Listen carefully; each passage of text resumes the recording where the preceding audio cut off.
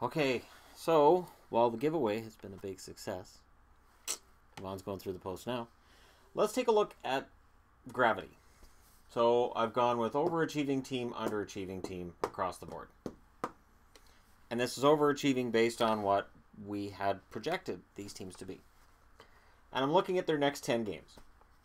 And I'm saying, okay, which teams are going to come down to earth? Now, tonight, Detroit's playing Tampa. I have that game on the board. Now, if you look at strong games, Tampa's strong, Toronto, Washington, you can say Vancouver might be a gimme, Buffalo might be a gimme. They have another Tampa game, Florida, Arizona, Ottawa, Edmonton.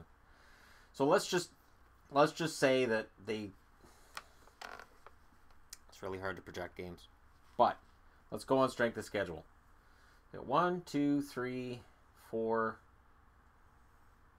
5. I'll say 5 games against teams that they probably should lose against. And I'm not including Edmonton because we don't know how long Draisaitl's going to be out for, and I don't want to make Edmonton fans feel bad, but you know, this could be the start of a snowball effect. Montreal, they've got San Jose, LA, Anaheim, and then they're at home to Florida, LA, and the Rangers, and then they go on the road to Ottawa, Minnesota, Winnipeg, and Chicago. Now, I would say that Montreal going on the road is the best thing for that team right now. And I'd say it's the best thing for that team because let's be honest. The city of Montreal can be brutal when you're losing. It can be really brutal. And that's a lot of it's media. Same with Toronto. It's pretty brutal when you're losing. So they get out on the road, and I think that's going to do them well. But how many of these games are against teams that are going to be really tough for them? I would say LA, Anaheim, so that's 2. There's another LA, 3. Rangers, no. Ottawa, sure. I'll say Ottawa, just for the heck of it. 4. Minnesota, Winnipeg, Chicago, so 5. This is where it gets tough to catch up. When you started off slow and another team started off really well, because of parity being as it is, it can be hard to catch a team in your division. Let's just say both of these teams play 500 over the next 10 games. It's good news for Montreal if they win 5 of those games. So let's take a look at Colorado. They've got St. Louis, Dallas, and then they're in Vegas, Chicago, Carolina, in Philly, in New York. Now, of course, if it says versus, it means they're at home. I know they're at home. Then they've got Ottawa back-to-back, and then Washington. So how tough is their schedule? Well, for toughness, I'll say St. Louis, 1, Chicago, 2, Philly, sure. I'll give Philly 3. Ottawa back-to-back, I'll say 5. Washington, because I think Washington's gonna play well. So that's 6 tough games for Colorado out of the next 10. And again, this is just ballparking. It's just ballpark. Buffalo, they're at Vegas, which is not a gimme. Then they're at home to Vancouver, in Boston, at home to Detroit, in Columbus, at home to San Jose, in Arizona, Dallas, and at home against Washington and Philly, which proves that the schedule maker hates the Buffalo Sabres. Because home, away, home, away, home. That's just crazy. And I double checked it. I went over it twice. I'm like, is this seriously? It's home and away, home and away, home and away? Yeah. So let's just go by tough games. I'll give them Detroit because Detroit's overachieving to this point. So I'll say Detroit. So 1, Columbus 2,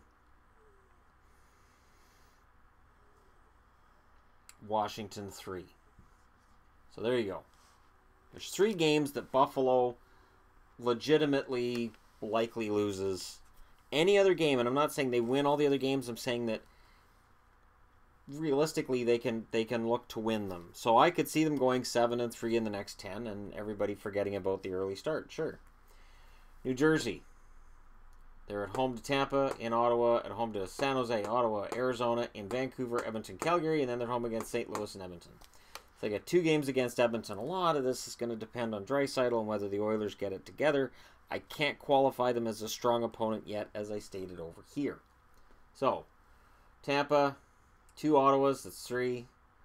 Calgary, I'll give Calgary 4. St. Louis 5. Technically, both Edmontons, depending on, because they're this far down the schedule, I could say 7. I could see a 3-7 record over the next 10 for New Jersey. Just based on the schedule, I could see that. And teams that are below you will beat you, and you're going to beat teams ahead of you, and you're going to punch above your weight every once in a while. But I could see them going 3-7. So right now, I would say of the teams I've looked at, New Jersey's probably the most vulnerable to a drop. Not a panic, but a drop over the next 10 games.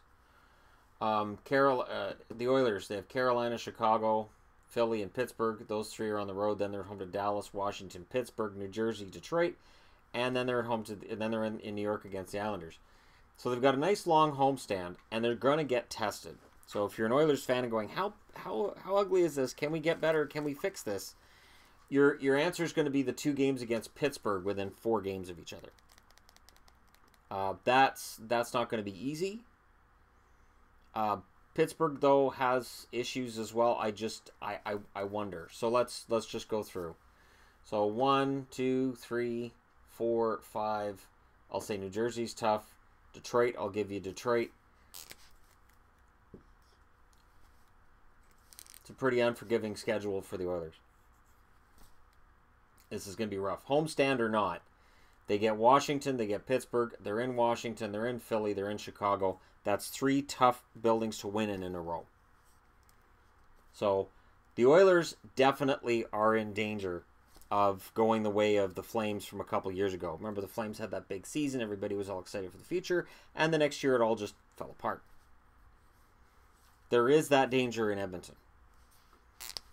LA, they're against Montreal at home, then they're in Columbus, Toronto, Ottawa, Montreal, Boston, St. Louis. Yeah, 6-game road trip. Then they're home to Toronto and Nashville before they go to Anaheim. This is the proving ground right here for LA. LA 4-0-1. There's a lot of people already saying, all right, the Kings are back. I'm saying it because I've seen Kopitar and I've seen Brown and I've seen how well they're playing right now, which is just Kopitar is back being Kopitar. I'm taking back everything I said about him being slow and how the Kings need to make major changes. They don't. Kopitar's fine. And Dustin Brown, apparently he needed more ice time, so he looked bad with less ice time. That's a strange thing, but it's apparently a thing. So, tough opponents for them. I'll go with Columbus, Toronto. So it's 1, 2, Ottawa 3. They have 2 games against Montreal. Montreal has 2 games against LA. This is where it's going to get interesting. So 1, 2, 3, 4, 5. Yeah, I'll say 6, 7. Because Nashville and Anaheim, I'll say yeah. So pretty tough schedule for LA, combined with the fact they're on this long road trip. They're at home, and they don't really have a lot of games that I'll say are likely wins. They play Toronto twice. They play Montreal twice. So Canadian teams are going to get to know the Kings pretty quick. And it'll be interesting to see how it works for them. Now, the Rangers, you have Pittsburgh, New York Islanders, Nashville, San Jose, and Arizona. It's a 5-game road trip, 5-game homestand, but it's 6 because they already beat. Oh no, they got beaten by New Jersey at home, so they got 5 more games in the 6-game homestand to go. Then they're in Montreal. They're at home to Vegas. They're in Tampa, Florida. Tampa and Florida, not Tampa, Florida. And then they're at home against Columbus. So how tough is this schedule? I'll say 1, 2, 3, 4.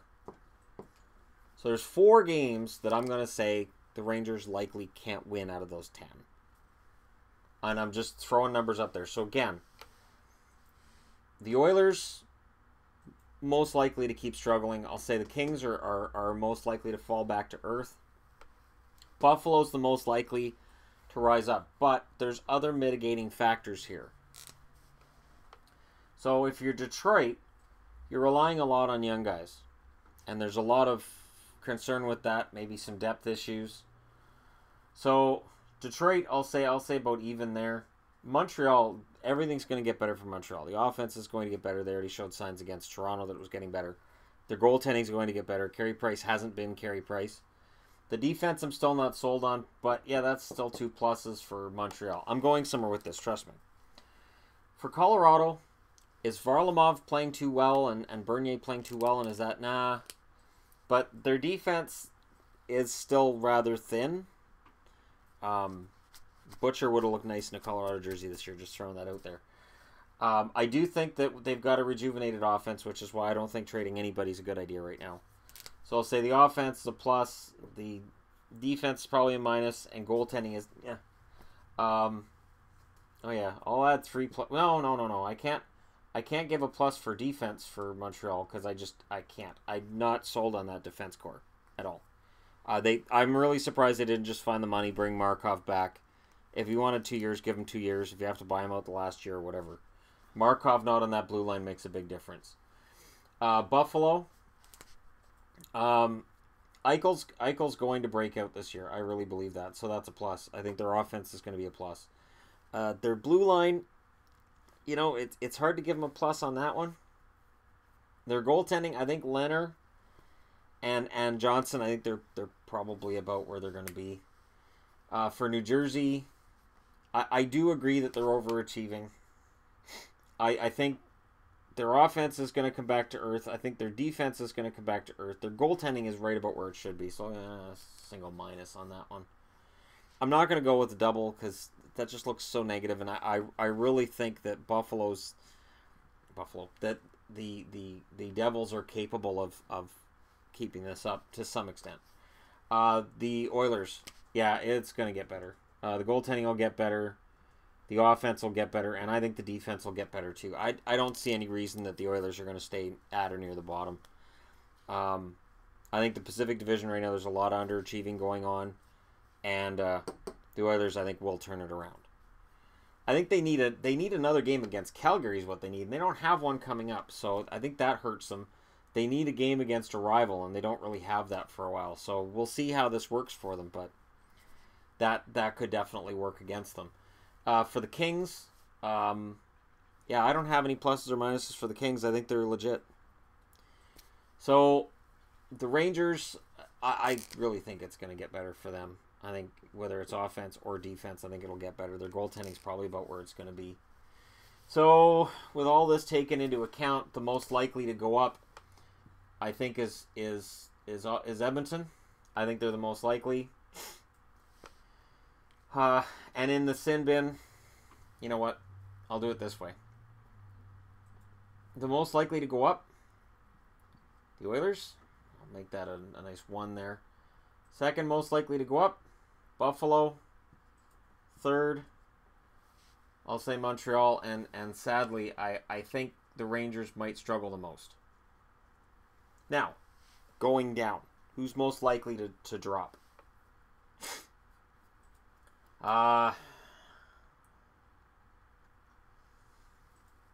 And this is over the next 10 games. I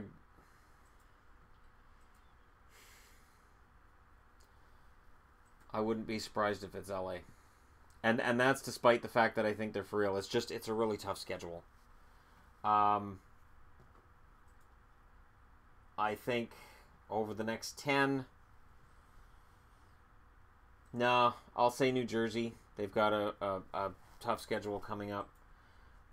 For Detroit, I think they've got some games that are definitely winnable in there. So I'll give Colorado third most likely and Detroit least likely to drop over the next 10 games. So there you go. Because I've had people talk about who's the most likely to drop and who's the most likely to rise up. Most likely to improve, Oilers. Most likely to drop over the next 10 games, the Kings. And it's based mainly on strength of schedule. And just this is how things work. And at the end of the year, there's not going to be a whole lot to choose between top and bottom in the NHL because that's just kind of the way it is. Let me know what you guys think in the comments section below. Don't forget to hit like and subscribe if you're browsing your way through. And thank you so much for watching. I'll talk to you again soon.